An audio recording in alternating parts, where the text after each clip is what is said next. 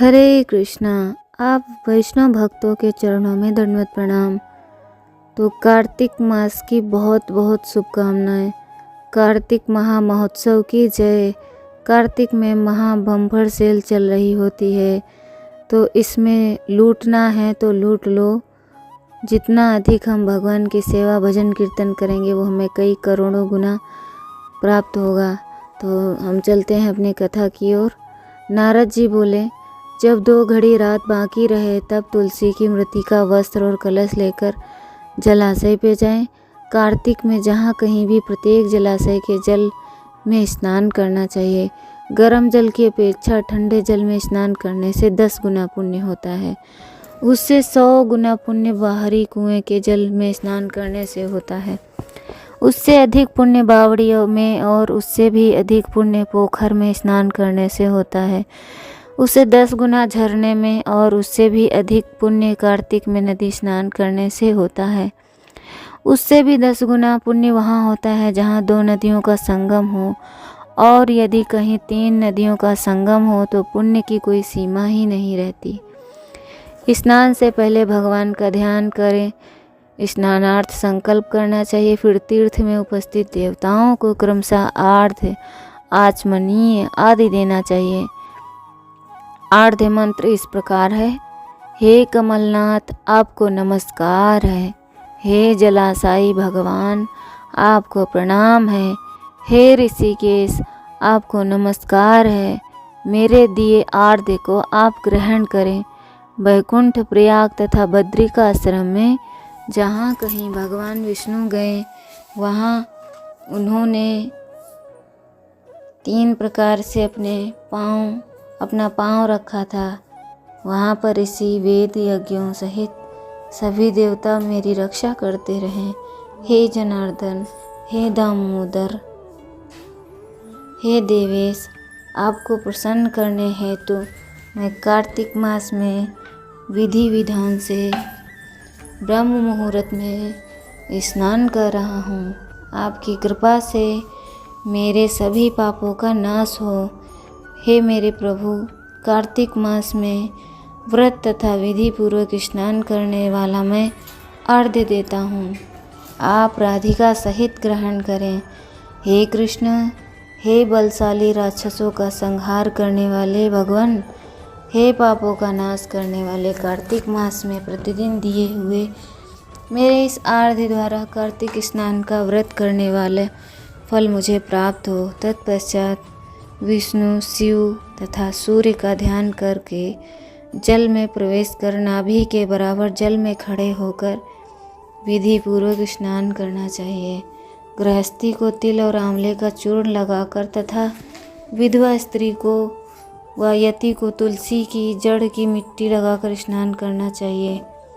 सप्तमी, अमावस्या, नवमी, त्रयोदशी, द्वितीया, दशमी आदि तिथियों को आंवला तथा तिल से स्नान करना वर्जित है। स्नान करते हुए निम्न शब्दों का उच्चारण करिए।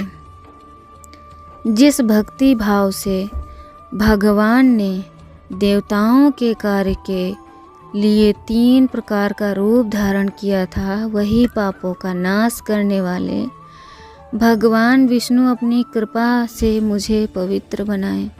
जो मनुष्य भगवान विष्णु की आज्ञा से कार्तिक व्रत करता है उसकी इंद्रादि सभी देवता रक्षा करते हैं।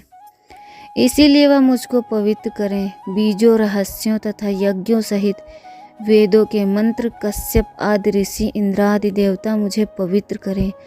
अदिति आदि सभी नारियां, यज्ञ सिद्ध सर्प और समस्त औषधियाँ व तीनों लोकों के पहाड़ मुझे पवित्र करें। इस प्रकार कहकर स्नान करने के बाद मनुष्य को हाथ में पवित्री धारण कर के देवता, ऋषि, मनुष्यों तथा पितरों का विधि पूर्वक तर्पण करना चाहिए। तर्पण करते समय तर्पण में जितने तिल रहते हैं उतने वर्ष पर्यंत व्रती के पितृगण स्वर्ग में वास करते हैं। इसके बाद व्रती को जल से निकलकर शुद्ध वस्त्र धारण करने चाहिए। सभी तीर्थों के सारे कार्यों से निवृत्त होकर पुनः भगवान विष्णु का पूजन करना चाहिए। सभी तीर्थों के सारे देवताओं का स्मरण करके भक्ति पूर्वक सावधान होकर चंदन, फूल और फलों के साथ भगवान विष्णु को भी फिर से आर्घ्य देना चाहिए। आर्घ्य के मंत्र का अर्थ इस प्रकार है: मैं पवित्र कार्तिक मास में स्नान किया है। हे विष्णु, हे राधा के साथ आप मेरे दिए आर्घ्य को ग्रहण करें। तत्पश्चात चंदन, फूल और तांबूल आदि से वेद पाठी ब्राह्मणों का श्रद्धापूर्वक पूजन करें और बारंबार नमस्कार करें।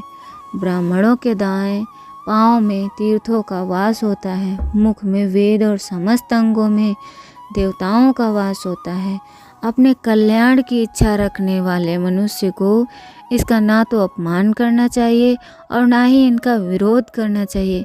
फिर एकाग्रचित होकर भगवान विष्णु के प्रिय तुलसी की पूजा करनी चाहिए। उनकी परिक्रमा करके उनको प्रणाम करना चाहिए। हे देवी, हे तुलसी, देवताओं ने ही प्राचीन काल से तुम्हारा निर्माण किया है और ऋषियों ने तुम्हारी पूजा की है। हे विष्णु प्रिय तुलसी, आपको नमस्कार है। आप मेरे समस्त पापों को नष्ट करो।